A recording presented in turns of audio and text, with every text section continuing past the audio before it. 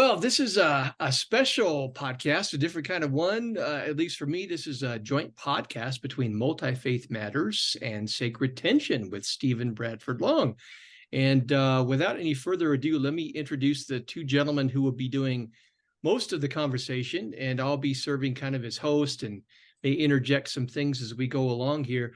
First of all, I have Stephen Bradford Long, who is a non-theistic minister with the Satanic Temple and host of the Sacred Tension podcast. He has also recently started writing for Substack, and I have appreciated that writing. And Stephen has been a guest on the Multifaith Matters podcast several times before. I've been on his podcast. We co-authored an article for a Christian journal, Cultural Encounters, together. So, Stephen, welcome back. Thank you. It's a pleasure. And the conversation partner, Randal Rauser. Randal is a progressive Christian who has written several books on a neighborly engagement with atheism, including Conversations with My Inner Atheist. I love that title. An atheist and a Christian walk into a bar, and Is the Atheist My Neighbor? And Randal's been on, I think, a couple of times as well, at least once, if not a couple of times. So, Randal, welcome back as well. Good to be here, John. Thanks. Well, it's good to bring you two gentlemen together. I think this will be a great conversation. Just to kind of set the table for folks who are watching or listening, depending upon where they're grabbing a hold of this. We're going to be talking about in just a few minutes. I noticed as I follow the Satanic Temple that I think within the last couple of weeks, I think it was in July. Correct me if I'm wrong, Stephen. They had it was Unveiling Day. That should be correct. Yeah. Yeah, and it's a holiday or a celebration that was described by the Satanic Temple as dedicated to a celebration of religious pluralism and overcoming archaic superstition. And I thought that would make an interesting jumping off point for conversation, especially on the archaic superstition aspect and how that's defined and how that relates to in religion in general that TST may have concerns about, but in particular where Randal and I are coming from in regards to Christianity, where Stephen has a prior Christian background before becoming an atheist and a Satanist. Before we get into that, would you two gentlemen briefly summarize your respective spiritual journeys? Stephen, let's start with you. Goodness. I was not prepared for that question. In short, I am a non-theistic minister of Satan in the Satanic Temple. So the Satanic Temple is my religious community, and it's the community that I serve on a regular basis, mostly in an administrative role. I work on Ordination Council, which oversees the operations of the ordination program, and Satanic Ministry, which is the global body of ministers within the Satanic Temple. So beyond that, I follow the 7 tenets of the Satanic Temple. I take the 7 tenets very seriously. I also am something of a secular Buddhist, so I call myself a spooky Buddhist. That I meditate. I hesitate to even call myself a Buddhist. I'm a meditator. Let me go with that. I meditate daily, and that is very much part of my satanic practice.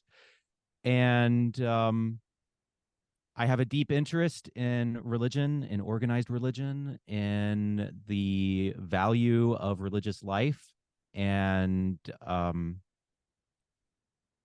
to approach that as a non-theist, as an atheist, and these two seemingly irreconcilable things, atheism / non-theism, and religious life and spiritual life. So those are my interests, and that's kind of where my religious practice is. Hey, I'm sure some of this will be coming out over the course of the conversation, particularly in relation to a recent article you wrote for Substack. But were you raised Christian, or you just came from a Christian background before becoming an atheist? I was very much raised Christian, yes. Okay. Yeah. That's helpful. I can tell you more about that background too. It's kind of a while. I don't think we've ever talked about my background, John. Yeah, I'll tell you more about it at some point. Maybe we can hear. Yeah. Randal, what about you? I know you're a progressive Christian, but I don't think I've ever read much about your spiritual journey. So I wrote a book a few years ago called What's So Confusing About Grace, which would synopsize my journey in probably about 300 pages. I was raised Pentecostal. I broadly say fundagelical, so not a term I coined, but it's, aspects of fundamentalism and evangelicalism. Gradually on a journey for 30 years since I went to university, eventually got a PhD in systematic theology, became a Baptist in the mid 90s. And I would say today, yeah, you could broadly call me a progressive Christian. Some days I call myself a progressive evangelical, although the term evangelical has become so polluted with baggage today that I'm becoming increasingly circumspect about ever using it. But I do think of myself as a historic evangelical in the sense of someone like John Wesley in the 18th century, or William Booth maybe in the 19th century. They call me Paleo-Orthodox as well, which was a term Thomas Oden used. My most recent book, The Doubter's Creed, I think that there'd be a lot in there that Stephen would probably be in agreement with. It's really focuses on, well, what are the basics that what's really at the heartbeat of Christianity? And I would say, well, it's love of God and love of neighbor. But even love of God is something that a person who is ostensibly an atheist can begin to explore by understanding an absolute transcendent good out there by which they conform their lives. And then, of course, the love of neighbor as well. So I do think there's a lot that would unite us, even though we use some different labels and obviously have some very different beliefs. Well, thanks for that. And again, thanks for you two being willing to have this conversation. What I appreciate about the work of both of you is that you're good and careful thinkers, and as you engage others through difference, you really try to understand where the other one is coming from, and you do so in a very neighborly kind of fashion. So my hope is that this conversation could be something that, whether you're an atheist, Satanist, Christian of whatever perspective, that then come away with at least hopefully learning more, but at least seeing something modeled by way of a more positive conversation. So with all of that, let's return to that idea of the unveiling day of the Satanic Temple.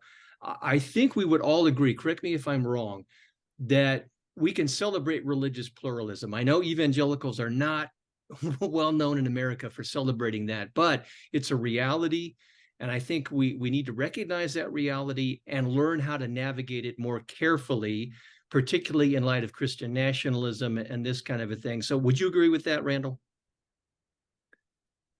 I would say yes and no. There are aspects of pluralism or plurality that I would want to certainly affirm, including the fact that we can learn a lot from people that we disagree with.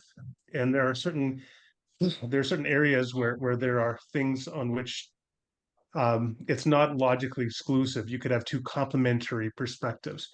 But there's also a sense of pluralism where it's not necessarily something I think that we would applaud. So, for example, if let's say, for example, we just passed through the COVID-19 pandemic, and if there was a pluralism with respect to how best to treat the vaccine or to best to avoid or which vaccines to treat, you know what I'm saying? I'm kind of mumbling.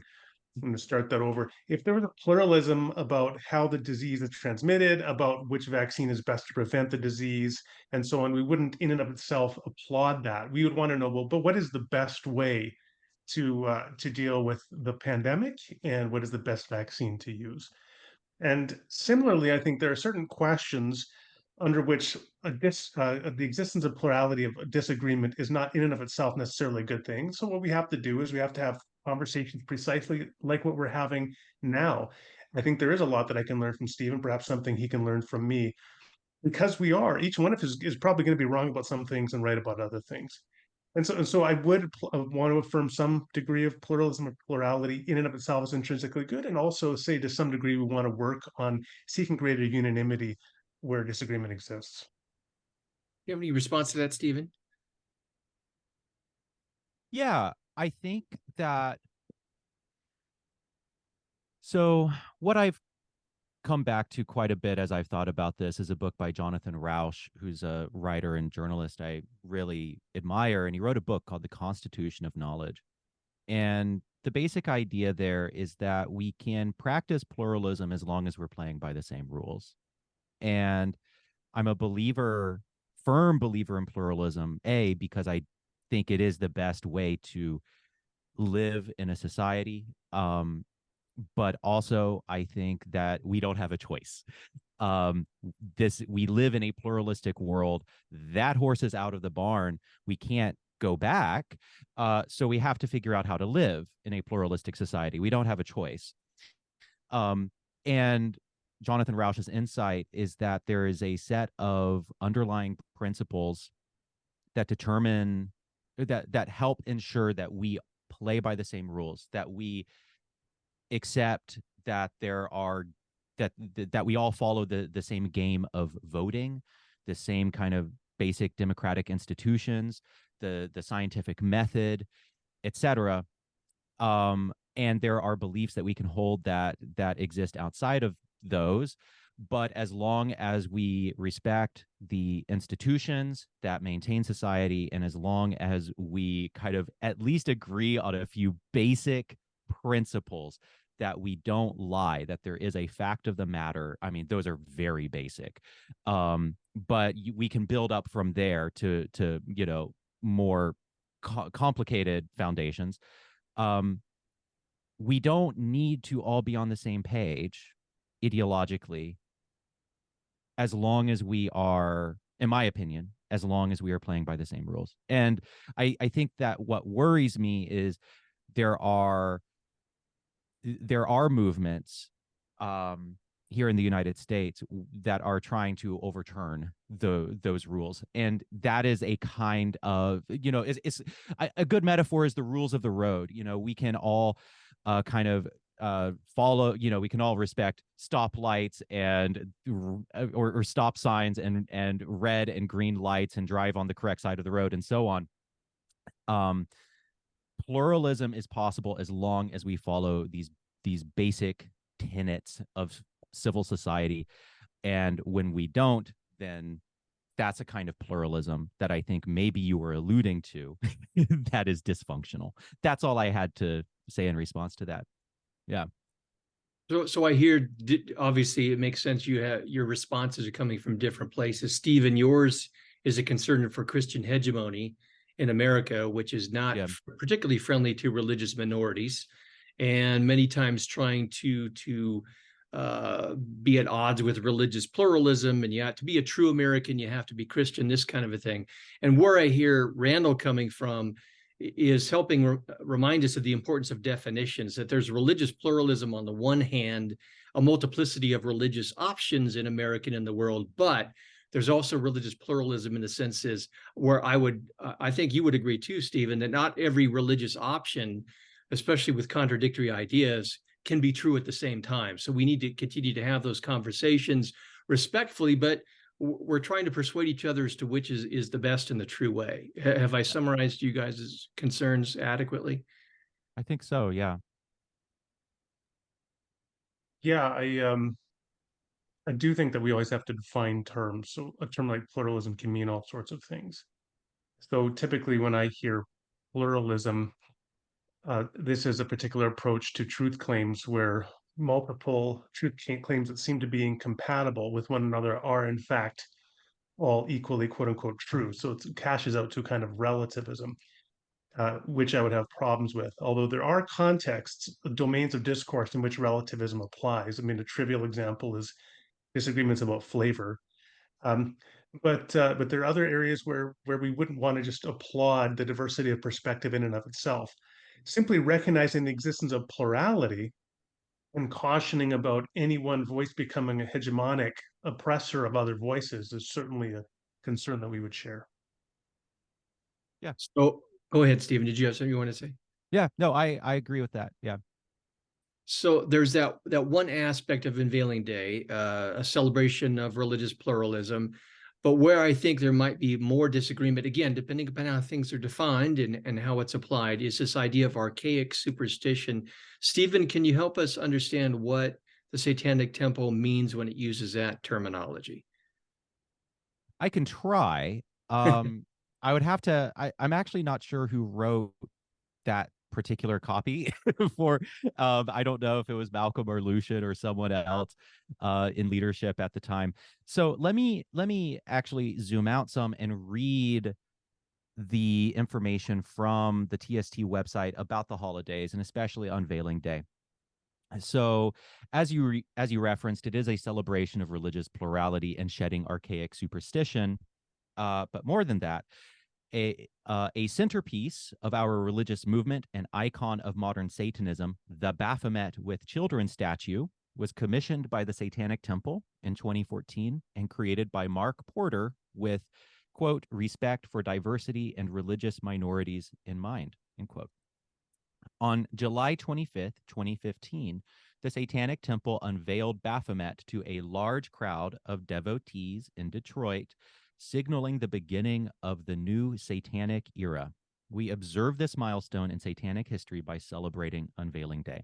So, Unveiling Day marks the unveiling of the Baphomet statue, and which is the iconic TST image. It's everywhere. Whenever you see a news story about the Satanic Temple, it is almost always the Baphomet with children statue, and so that symbol is really, really important to a lot of Satanists in TST. And so that is what Unveiling Day is referring to. That is the unveiling. And a lot of Satanists have taken it from there to also be kind of a coming out day, to be a day to come out as trans or as gay or whatever the case may be. They celebrate it as an unveiling of a part of who they are that was previously hidden. I mean, so Satanism is a very kind of individualized religion. So lots of different individual Satanists in TST have taken this particular holiday in a lot of different ways. So that's the backdrop. I have to confess that I haven't really thought very deeply about the particular phrasing, archaic superstition. What it means, what we mean by archaic superstition. Okay, so I think an important starting point is that when members in TST engage in blasphemy, engage in activities like a black mass, it is not targeted towards someone outside themselves. It is rather a statement about, it is rather an act of catharsis to overcome religious trauma, and so or a religious experience that they have a deep personal story and connection with. And I always interpreted this language here as that. So it isn't so much, I never interpreted this language as being about other people's beliefs, but rather about my former beliefs and being free from it. And being free from, for example, the belief that this is a demon haunted world and that there were demons all around me and that they had to be cast out of my body because I was gay. That was an archaic superstition that hurt me. So much of the language and so much of the ritual activities that TST engage in can seem really hostile on their face. But it's a sort of catharsis for the individual, and isn't necessarily a statement about others, although I guess one could extrapolate from there. And but for me, I was never really thinking about that when it comes to language like this. It's only about my own personal journey. I guess I'll leave it at that for now. Any initial response, Randall? Any thoughts? First of all, I guess I think it's important to recognize clearly the degree to which many people have been hurt by traditional organized religions or by Christianity. A few years ago, I was reading through portions of the report that was produced by the district attorney inquiry into sexual abuse in the Catholic diocese in Pennsylvania. And so you had these riveting reports of people who were now adults, but over the last 40 years, they'd been sexually abused by priests. And one of them, I remember this lady saying, every time I hear the word God, I think of him, meaning the face of this priest who had raped her. Now, that's an extreme example, but it's just a reminder that certainly when people are hostile towards something like Christianity or organized religion, the first thing I want to know is why, right? Rather than just to have a trigger reaction, be offended or be angry. And I suspect in most cases that when you understand more of the context, it will really illumine why the person has the perspective they do. When I hear the language of archaic superstition as a theologian, probably the first thing that pops into my mind was a famous quote from the New Testament scholar Rudolf Bultmann, which I just pulled up here. This is from like the 1940s, I think. He says it is now, he was someone who didn't believe in miracles, for example. This is background. He says it is impossible to use electrical light and the wireless and to avail ourselves of modern medical and surgical discoveries and at the same time to believe in the New Testament world of spirits and miracles. Now, what he's doing there is expressing the perspective of a modern 20th century European skeptic who says, well, in the modern world of science, we can't believe in miracles anymore. I think that's, I don't want to sound too condescending, but it seems to me a benighted assumption on Boltzmann's part. He's simply reflecting a cultural perspective of the skeptical early 20th century European. And in fact, people in the 21st century um, can be leaders at the forefront of science and also be engaged Christians. At my own church, I go to a Baptist church here in Edmonton, Canada. One of our congregants is Axel Helene, who is a physicist, and he was on the team that won the Nobel Prize in physics. So you can have very intelligent people who are at the top of their game and Christians, and they've integrated these different worlds. So I think we have to be careful. I mean, I appreciate Stephen's clarification, archaic being something relative to an individual's journey. But I suspect for many people, it's going to be broader than that. It's going to be kind of a dismissal of entire perspectives that they now view as archaic. And I would think that there's a significant degree to which our own plausibility frameworks as to what we find credible and not credible are going to always inform that which we consider to be archaic. So I think we just need to have a healthy dose of self-awareness before we sort of write other people off as too, irrational, for example. Yeah. Okay. So I think that there are two things there that are really interesting that I would want to explore. And the first is that I frequently get frustrated with my fellow non-theists in how derogatory and dismissive they are towards theists. And I so I'm always really careful to clarify that I don't think that theism means someone is stupid, archaic, thoughtless, low IQ.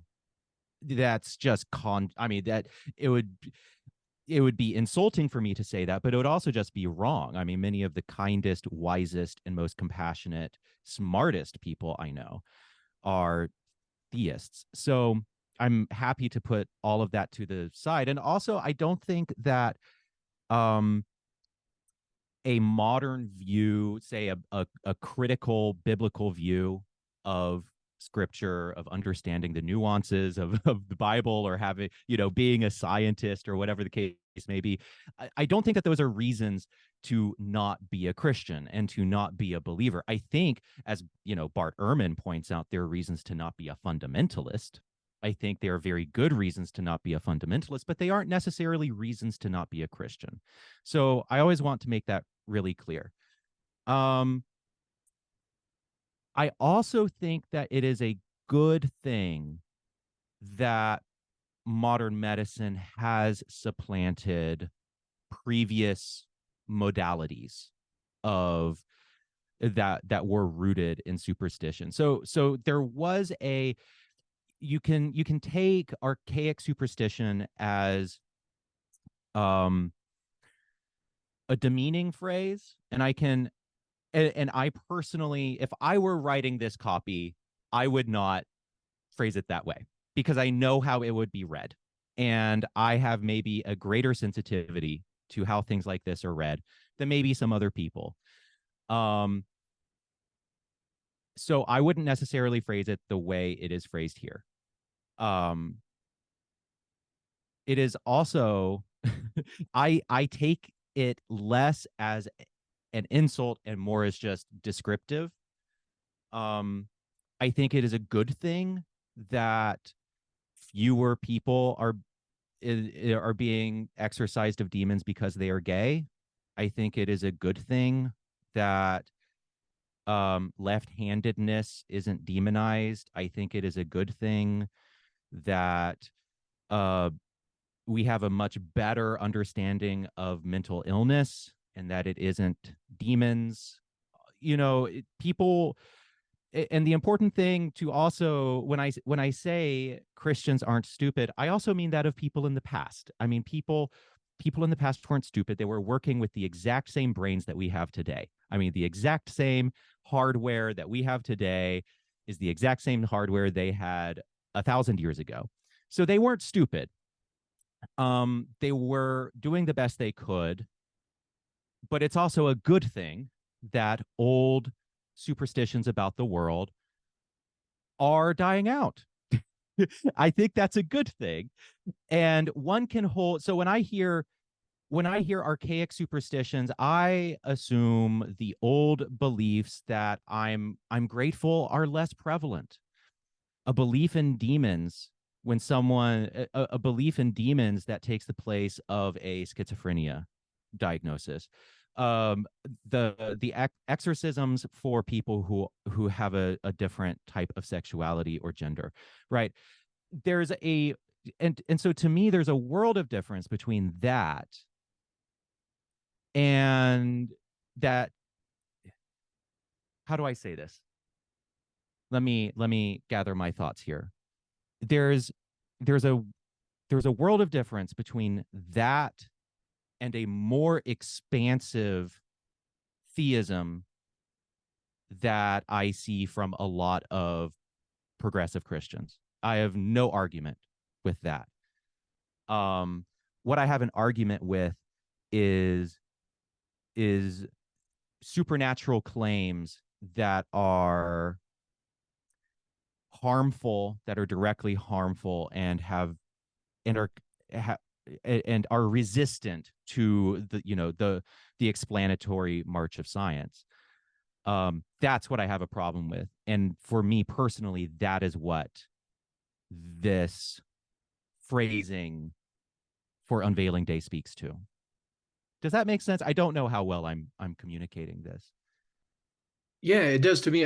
Randall, just one second. I also think it's important to keep in mind that the Satanic Temple is a very young religious movement, and so I know you folks are still trying to come together. We're still figuring out what we are. And also on that note, I have to be very clear in saying that I am not a spokesperson for the Satanic Temple. So I am, what I say here is not definitive. I am not the Satanic Pope. I cannot speak Satanic ex cathedra.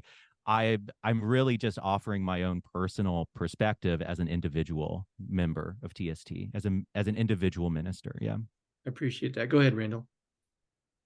I would just add, so I think from what I find, a lot of people talking in broadly the area Stephen did in terms of sort of obsolete science and so on, there's sort of and I'm not talking about Stephen here, but what I've encountered from many people, there's a tendency to sort of assume that's just flatly religious, and so that religion or Christianity is linked with the archaic superstition. But just to take one example, one of these things that I think Stephen and I would both call an archaic superstition would be the theory of the four humors, which was an understanding of wellness and the balance of health within the body, which dated back to the ancient Greeks. There's nothing especially religious quote unquote about it, and it dominated thinking about health and the body for centuries throughout Christendom. Or you could talk about a Ptolemaic theory of the universe, where the Earth is the fixed center of the universe, and there are these spheres that rotate around the universe, around the Earth, I should say, and then the other planets, the sun, the moon, are embedded within these spheres. That's archaic. There's nothing particularly religious about it. So I would just want to be sure to clarify that, because when you talk about things like demons, it automatically suggests there's sort of a religious overlay.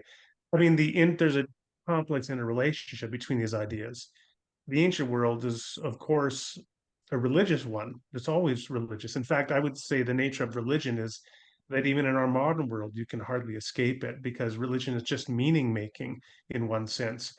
And when you have a certain sense of fundamentality, of ultimate reality, that becomes a religious centering force in your worldview.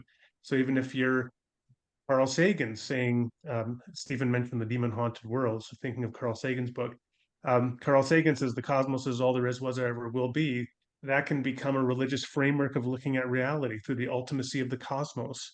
So, yeah, but just, and again, I'm not suggesting Stephen was doing this. I just want to be clear for everybody else listening that the movement from archaic to something better is not a move away from religion to something better like science. I agree. I agree with all of that. Are you familiar with David Dark? In his book Life's Too Short to Pretend You Aren't Religious? No, but I love that. You need to read it. It's a great book. Yeah. And he was one of my first interviews for Sacred Tension years ago. But yeah, he makes that exact same argument, and I agree. I take a very broad and expansive approach to religion. Excellent. Stephen, do you have a sense, again, not speaking for TST, but just trying to come to grips with what they are saying so we can speak meaningfully to it and get it accurate, that maybe the phrase archaic superstition is a concern, one, over supernaturalism as an atheist organization, atheist religion, and maybe also anti-science mindsets that many religious people, especially many evangelicals, many fundamentalists do have, particularly in things like evolution and so on. I think so. For me personally, I would say that second point is the most important. Let me actually pull up the tenet, because I don't want to get the wording wrong here. The fifth tenet is belief should conform to one's best scientific understanding of the world. One should take care never to distort scientific facts to fit one's beliefs. Right. So, I think that second point that you said, it really has to do with for me, it has to do with an allergy against distorting consensus science. And that doesn't mean that science doesn't progress, and that doesn't mean that science isn't a process, and that doesn't mean that science is like a church that issues final doctrines. It is none of those things. Instead, science is an ongoing process that is always approximate and always updating itself. But that being the case, anything that flies in the face of that, I have a deep allergy to. Thoughts, Randal?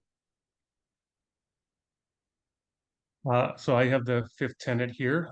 So it's just to again recap the last part. One should take care never to distort scientific facts to fit one's beliefs. I would just say, why stop at scientific facts? One should never distort facts, period, whether they're scientific or not, Agreed. in order to fit one's beliefs.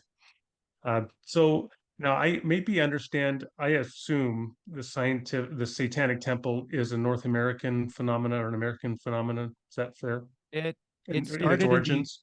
its origins are very American. Yeah. It's international now, but it's right. very American. Yeah. So I mean, when I read something like this in terms of historical context, I'm sort of assuming in the background is the prevalence of American Protestant fundamentalists and maybe Catholic fundamentalists with resurgence of things like young Earth creationism or climate change denial, more recently the anti-vax movement, and it could be shaped by those concerns of those as a negative social forces, and I think that's fair, Absolutely. Yeah. Yeah. yeah, a legitimate concern. But I would just want to say, yeah, as important as science is, it's just facts generally that we always need to be careful about allowing ourselves to distort anything, because by definition, a fact just is a true statement about something. And so we should be careful not to allow our biases, whatever they may be, to distort our perception of truth, whether it's scientific or not. But certainly I would agree with this. And I mean, I think the interrelationship between something like Christian theology and science is very complex. It's not accurately described by the popular warfare myths that are propagated by people like the new atheists, nor is it accurately, I think, really described by people like Stephen Jay Gould, who would argue for a sort of independence model, because doctrine is not sort of the area of values and science is the area of facts. They do have overlap.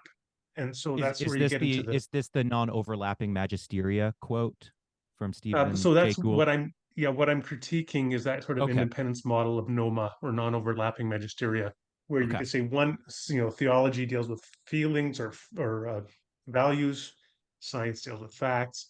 I think no, they theological claims have overlap with scientific claims, but they're not simply trying to do the same thing as someone like Dawkins would claim. Hmm. Yeah, I think I would agree with that.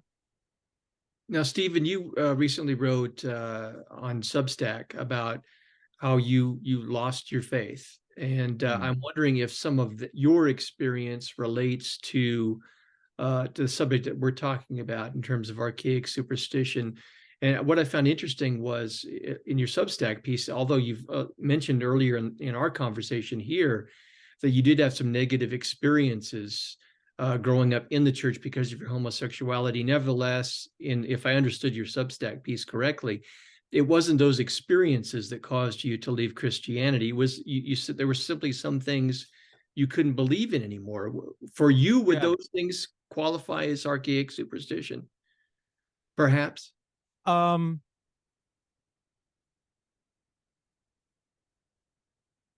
it's a good question.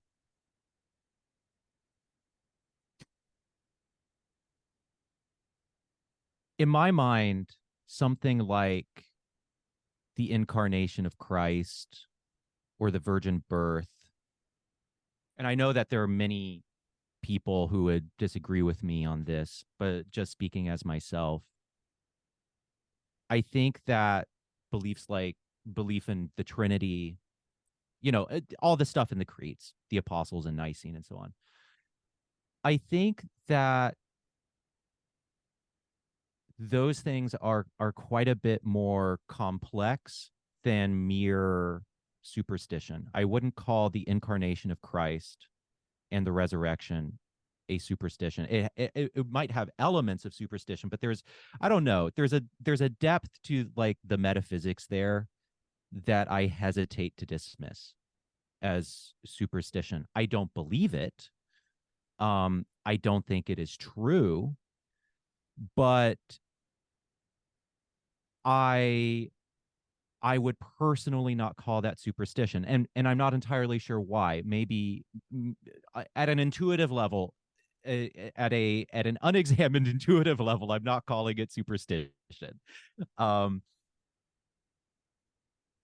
Because I think that one can believe in the resurrection and have and I mean, as Randal mentioned, be a Nobel Prize winning physicist or whatever the case may be. I know that the guy who headed up the Human Genome Project is an evangelical Christian. So I believe that it is not true. I don't believe in the resurrection or the Trinity or that Mary or in the virgin birth or whatever the case may be, but I hesitate to call it superstition. I hesitate to call it superstition. Hmm. Go on. You want to share some, just share a couple of examples of, and maybe Randal can respond, of the kinds of things that cause you to say, I just can't believe in this anymore. Was it just well, did right. the Okay. creed cover it, or? So it's always so hard to talk about my loss of faith because it's like, to use a really, really morbid, horrible comparison, it's like talking about a suicide. There's never one cause for a loss of faith, in the same way there's never one cause for a suicide. It is, we can never pinpoint it down to one cause or even one set of causes. It is this vast thing. It's and in a recent conversation that I had with my sister on the show, who is a conservative Christian, she pressed me on why I couldn't believe, and I kind of went for a meta answer, which is doubt happened to me. I don't know what it is that made me the relentless skeptic, while other people just persisted in their belief. What was it that set me apart from my sister? I don't know. That's a mystery of temperament, you know. And so on a fundamental level, I really think that faith and doubt are things that operate at kind of a subterranean level. And so everything that I'm about to say is kind of a post hoc rationalization. And I know that that's the case. But I have this deep sense that I did not leave Christianity because I was hurt by Christianity. And I get frustrated with the assumption that it was because I was hurt by Christianity, because I often feel like that sidesteps the real issue, which is I stopped believing in it. I could no longer believe in it. And I wanted to stay because I loved the community. You know, my life is a witness to Christian love. You know, my life was ruined by Christians who treated me horribly because of my orientation, but my life was also saved by Christians who demonstrated genuine Christ-like love and hospitality towards me as a sexual minority, as someone who is the kind of person who would eventually go on to become a Satanist, someone who is very unconventional. My life was saved by those people, and I loved the person of Christ. I did not want to stop being a Christian, and yet I had this persistent skepticism, this persistent inability to believe. And when I would surrender, it was like surrendering into nothing. So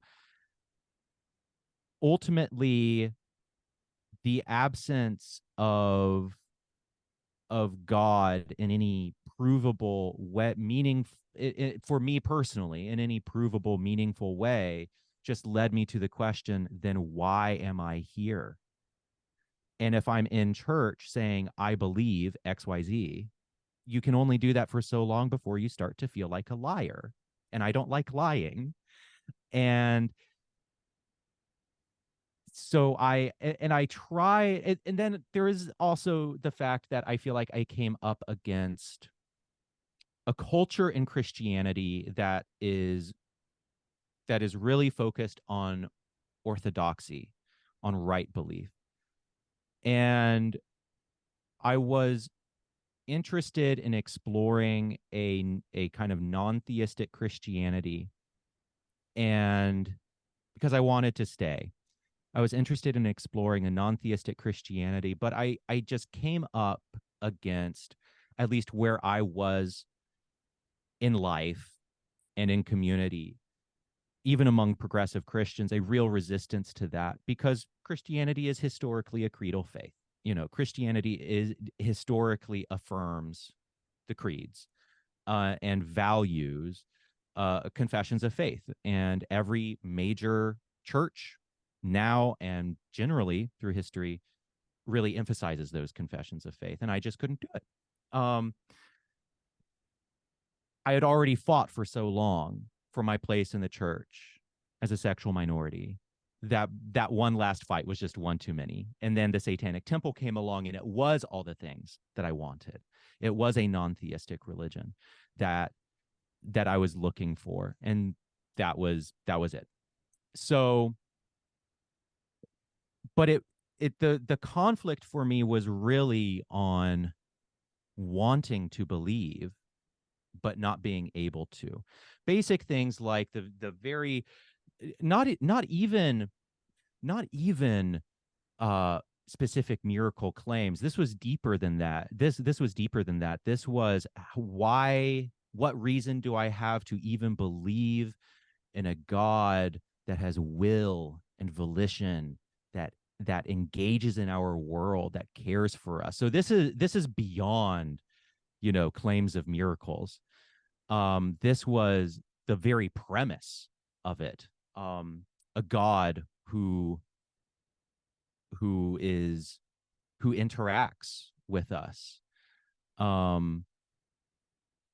I kept feeling like I was it kept feeling like vapor, like it just wasn't there. So it was deeper than any specific claim. It was the claim about God himself, any kind of God, any kind of deity. Now I have no argument with God as the ground of being. I have no argument with first cause. I have no argument with, there are a number of philosophical concepts that utilize God in interesting ways that I ultimately have no problem with. But what I do have a problem with is the leap from that to a God who loves me, a God who interacts with the world, a God who moves in mysterious ways. That God is completely invisible to me. Thus endeth the rant. Plenty there to respond to. What do you think, Randall? First thing I would just caution in terms of the use of the word superstition. The superstition does mean a belief or practice which results from ignorance or from fear, something like that. So if one doesn't really believe, as Stephen helpfully clarified here, that he clarified a range of beliefs that he doesn't really believe are born of superstition, which I appreciate. But then the whole language of archaic superstition is questionable language at the outset. Because if a person does have a superstitious belief, then another person, it's not just, it's tough to maintain that just as a relative perspective. If it's superstitious, then really that other person's belief is presumably born of the same ignorance. Can So I we just can I interrupt? Really, I'm so sorry to sure. interrupt, but that definition that you just gave, say that definition one more time. Superstition being a belief born of ignorance or fear. I am 100% down with that definition in the context of this description of Unveiling Day. Because if we take superstition as a belief based in fear, then yes, absolutely. That is, I think, something worth overcoming. And to me, that does not necessarily translate to broader religious ideas, right? So for me personally, other Satanists will disagree. But what you just said, that definition rings true in the context of this description of Unveiling Day. Sorry, go on. I could give more. See, one of the things here that your comments has raised is the distinction between the genesis of the belief and the content of the belief itself. So a person could have a true belief, but it is born of fear for some reason, but it happens to be true. Uh, or they could have a belief that is born of fear and is false. So it's helpful to have at the outset sort of a distinction in people's minds, which I suspect many people don't. And here, not just Satanists, but anybody, when we talk about other people having superstitious beliefs, is are we clarifying that we just believe that their belief was formed under circumstances that are not truth conducive, or do we also believe that the content of the belief itself is false and indefensible under any schema? And so that would just be something worth thinking about. One thing I really appreciated, I actually appreciate everything you said. I'm like, got to find things to disagree with here. Um, but one thing I really appreciated in particular is when you talked about doubt and faith being subterranean. I mean, I did my PhD work 20 some years ago in systematic theology with a focus on philosophy of knowledge or epistemology. And I talked a little bit about doxastic voluntarism, which is this idea that people can control what they believe. And I think doxastic voluntarism, I think, is typically only invoked to sort of show that it's an indefensible idea, that in fact we don't control what we believe. We can indirectly make decisions in life that can affect what we will come to believe, but we can't decide or determine the actual thing we come to believe. So, for example, I can say I'm going to look at the evidence on the other side from the belief I currently hold, but I can't determine what the outcome of that process is going to be. That's beyond my grasp. And so I think Stephen very eloquently summarized this in an existential and personal way with respect to his own journey. This is something I think that Christians, I mean, I wrote an entire book, John referenced at the beginning, Is the Atheist My Neighbor, where I took aim at this popular and yet terrible idea among many Christians that all atheism is born of a sinful suppression of the knowledge of God. So that any person that is an atheist, it's a bad faith position, quite literally. That person is suppressing and refusing to acknowledge the knowledge that they actually have of God's existence. And this belief is largely buoyed by, I think, a proof texting approach to Romans chapter 1. Um, and I think it just creates enormous problems. And one of the problems it creates is that it doesn't just entail that all atheism is born of sinful rebellion, it would also entail that all Christian doubt is born of sinful rebellion. So you have somebody like Mother Teresa who wrote in her journals, if there be a God, she constantly struggled with the most fundamental doubts in the very existence of God himself and in the goodness of God. Uh, to say that that doubt was born of her sinfully refusing to acknowledge the overwhelming evidence of God's existence in the world, I think is just delusional and very harmful. It creates what we would call a sort of prosperity theology of the mind, where any doubt is born of sinful rebellion, which is equivalent to the prosperity view that any illness is born of sinful rebellion. So we have to recognize that people struggle with doubt. They experience doubt. Sometimes doubt, questioning, these can actually be graces. They can be ways that we come to understand all the beliefs that we hold in a deeper sense. Sometimes they can identify beliefs we had that were false and that we should have rejected. So we should create communities, I think, that are welcoming of doubt and questioning. The last thing I would just want to tag on to that, Stephen talked about the struggle with honesty and with the confession of a creed that you were doubting. I mean, I talk about that a fair amount in my book, the most recent one, Doubter's Creed. A couple things I would say. First of all, I think to recognize and appreciate the North American church, I think, is deeply and adversely affected by individualism and rationalism. The idea that our response to the creed, or our relationship to the creed, is an individual one of cognitive assent of the individual and their understanding of the doctrines to which they assent, hence the individualism and rationalism. And I think we should recognize really the function of these creeds is always communal. It is not an individual belief, it is a shared belief, and shared belief allows for individual doubt. So that part of your identity in the Christian community is to confess the creed even when you doubt. Just like in a marriage, you are committed to your spouse even when you have doubts and struggles, and you go through the dark night of the soul with your spouse. I I would like to explore that particular point that you made there, because it's interesting because my partner has recently completed his very, very, very long conversion to Judaism. Um, and and so I've been learning quite a bit about Judaism from him as he's converted to Reform Judaism. And in Reformed Judaism, there is very little emphasis on right belief. There is they don't care, it's very much about the traditions and the communal identity, at least within the particular tradition that I have exposure to through John. This is not a statement about Judaism as a whole or other strands of Judaism, right? And I'm kind of envious of that, because that's very much what I wanted before I left Christianity.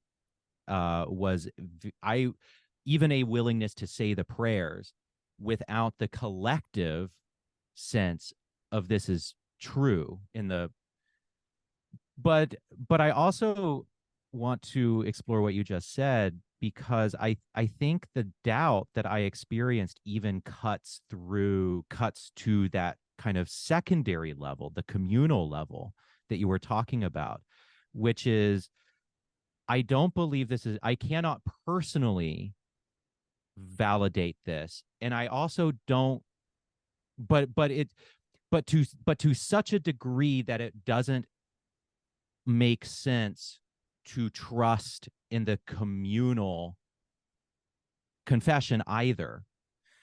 And so I often struggle with this, because I often hear Christians talk about doubt in these various ways. Like Nadia Bolz-Weber, who's a Christian writer I really admire, she said, "Who the fuck believes the creeds?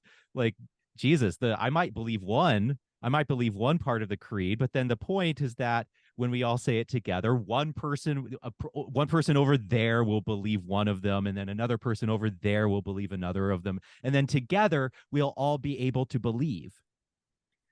And but that seems to not quite speak to that seems to speak to a level of trust that I did not have. A level of, because I was actually in that kind of community. You know, I was in a fairly mystical community, you know, that really valued contemplative mystical practice in an Episcopal church. Even there, it was so totalizing that I could not even trust. I had no trust. So I had neither trust nor belief. That was how deep. I could not even trust. It did not make sense for me to trust in something that was so contrary. That was so yeah. Sorry, go on. It looked like you had thoughts. So I in a recent conversation with my sister, I described this as, when I hear a lot of Christians talk about doubt, they talk about it as if it is the common cold, or if not the common cold, scarlet fever, or if not scarlet fever, HIV, something that you might live persistently with, but is ultimately treatable.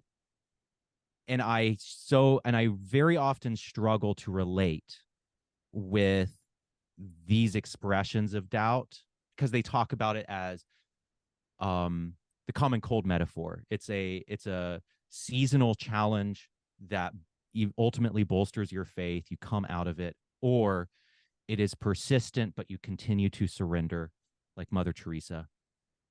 Or it is something that is where the answer is a collective faith. So whereas it felt like mine was a case of terminal cancer. And so I really struggle to relate to the ways I hear a lot of Christians talk about doubt. And that isn't to say that I doubt the experience. I believe that people have these experiences. I believe that they are honestly representing themselves, accurately representing themselves, but it's just hard for me to connect to.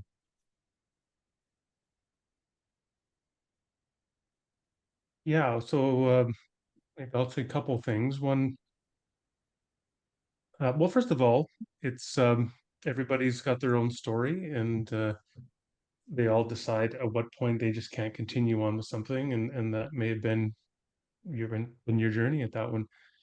What I like to do at the very least is give other people categories for where they're at in the journey, so that they don't feel compelled to make a decision that they don't necessarily have to make. I would also like to, in one sense, reframe things. I think you've mentioned orthopraxy before, right practice. And of course, it's right orthodoxy is right worship or right belief, as we often think. Um, and they are both important, although certainly for many Christians, particularly growing up, say, evangelical Protestant, so on, there's a really strong emphasis upon orthodoxy and right belief, I think sometimes to the detriment of orthopraxy. And I like to challenge, I used to be a professor. Um, I like to challenge my students uh, with a thought experiment to get them to appreciate how maybe orthopraxy is more important than orthodoxy. Not that orthodoxy is not important, but I give them an example, true story. So Rwanda in 1994, of course, this was the most efficient genocide of the 20th century, 800,000 Tutsis killed in a matter of 3 months by Hutus. And at the time, two different responses I'll talk about. One of them was a Hutu pastor named Elizafenda Kutarama. He was Christian, and his Tutsi congregants reached out to him for help. And instead of helping them, he directed the militias into the complex where they were hiding, and they were slaughtered en masse. Second response was from Abai Diagne, who was a Muslim working with UN peacekeeping forces in Rwanda. And every day he defied the orders to remain within the compound from the United Nations. He took his Land Rover out and he would load it up with Tutsis and then bargain through checkpoints where 18-year-olds are wielding machetes and machine guns, using cigarettes to get these Tutsi through the checkpoints and ultimately into the compound. And he saved something like 100 or 200 people before he himself was killed. So I say to my students, if you have a choice to stand before the throne of God with the life and legacy of Nikutarama or Mabai Diagne, the first person who, by Christian theology, believed rightly but lived in an abominable fashion with respect to his confession, or the second who believed wrongly but lived correctly and nobly with respect to those very confessions the Christian professes in terms of practice, which would you choose? And honestly, I don't know that I've ever had a person say they would choose to be the one that had the right doctrine and yet was complicit in genocide. Now, to finally tie that into your journey, I mean, I've looked through the seven tenets of Satanism, right? And I think apart from the one um, about ownership or bodily autonomy, I think I'd have some qualifications and questions there. The rest of them I would, most part, wholeheartedly endorse.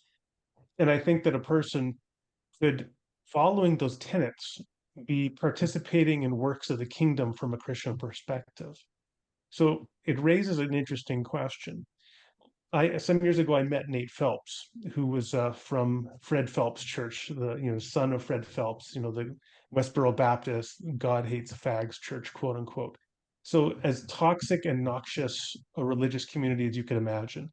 And so Nate is an atheist, last I checked. And I could understand why you could want nothing to do with Christianity after being exposed to that kind of religiosity. Interesting question then. Could someone like Nate Phelps or anybody who had been exposed to a toxic religious environment or Christian environment, could they end up, in a sense, being a better Christian, fulfilling more of the works of the kingdom in a non-Christian community with tenets that overlap with Christian tenets, like I think most of the Satanic Temple's tenets do?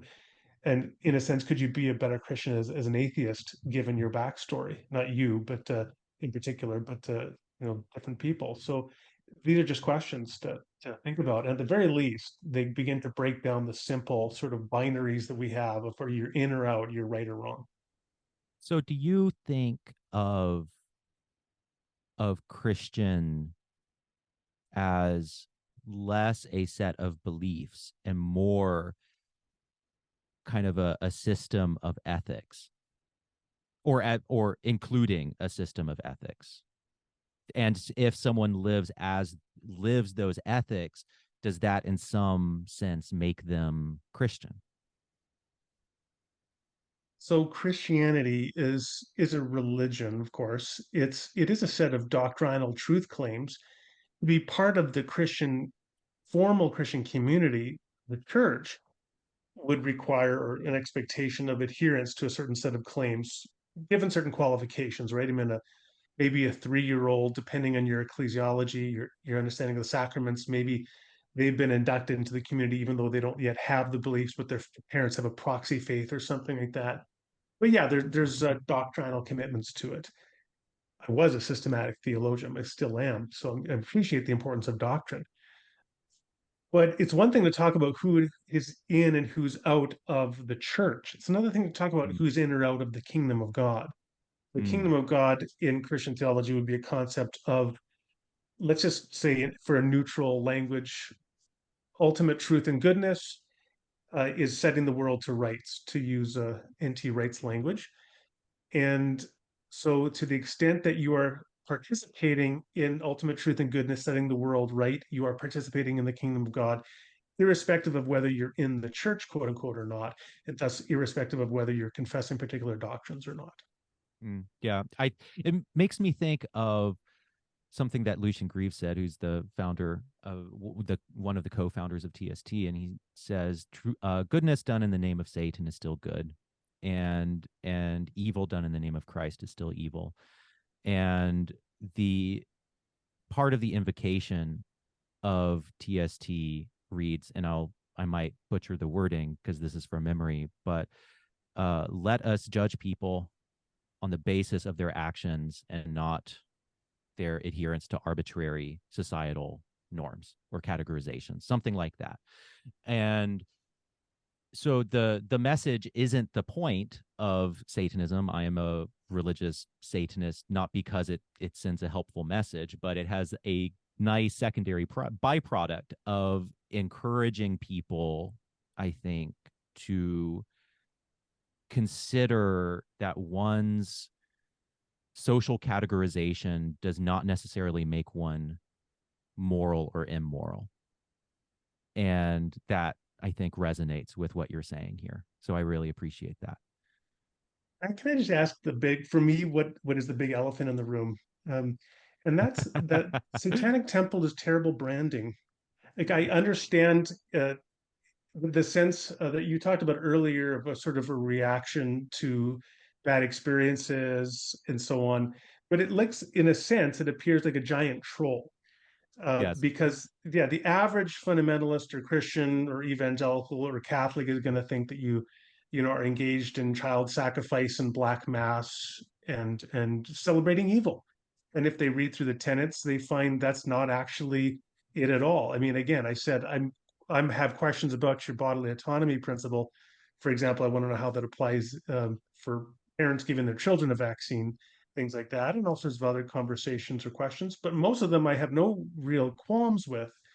And yet, the average person, you're going to have this. It's kind of like me going around to people who think evangelical means Trump supporter, gun wielding xenophobe, and telling them I'm an evangelical, knowing it's going to have all that baggage with them, which does not accurately describe me.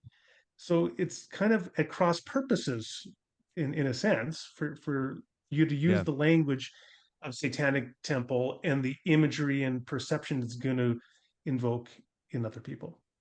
Yeah. No, I'm delighted to talk about that. And it's ironic because I have an article coming out tomorrow, which is about exactly that, called The Satanic Conversion. And, you know, I think that other people go about this way more rationally than I do. I did not fall in love with the tenets, and belief in the tenets is not enough to be, I believe, a member of TST. You have to be a Satanist. And the kind of the punchline of the joke that people so often experience when they interact with Satanists is so many people come to the Satanic Temple assuming that it consists of trolls, that we are merry pranksters, as one headline put it, that we're atheists pretending to be Satanists. And the great punchline at the end of the joke is, no, we're just Satanists. And I'm not anything else. I mean, I fell in love with the symbol of Satan. I fell in love with the symbol of Satan as a religious experience. And I didn't do it because it was politically expedient. I didn't do it because it was good marketing. I didn't do it to make a point. I didn't do it as a troll. I did it as a sincere act. And so other people, I think I often think that and I'm not saying that you are doing this, but I think people writ large often look at me and assume that because I'm a non-theist, they assume that I have no ounce of religious fervor or intuition or that subjective religious life. It's better to say that Satanism is a love affair, and less of a theory, to quote G.K. Chesterton when he said, "Let your religion be less of a theory and more of a love affair." And my Satanism is all love affair, and yes, it makes my life very hard. Why I would not jeopardize work and relationships and friendships with family for a point, for a political point, for bad marketing. And so the idea of it being marketing is or bad PR is entirely orthogonal to what it is, which is a religious identity. I fell in love with the symbol of Satan as the literary figure first established in Milton, first in Paradise Lost, and then there was the long literary tradition of valorizing Satan, the Romantic poets, and people like Hugo and Blake and Shelley and Anatole France. And I mean, the tradition goes on of people valorizing Satan as the symbol of the outsider, as the ultimate outsider. And kind of against my better judgment, I resonated with that symbol of Satan. And modern religious Satanism is less rooted in a biblical conception of Satan and more in the literary conception of Satan. And